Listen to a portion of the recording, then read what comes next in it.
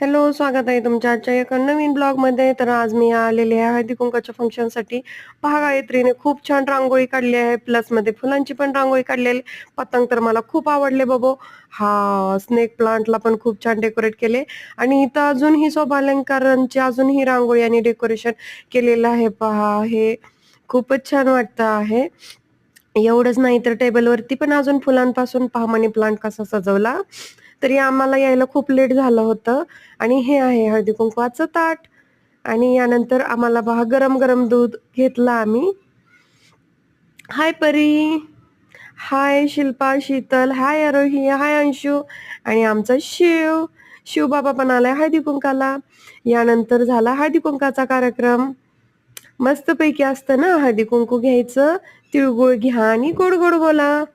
मस्त वाण घेतल्यानंतर, पाया पडल्यानंतर आम्ही निघालो.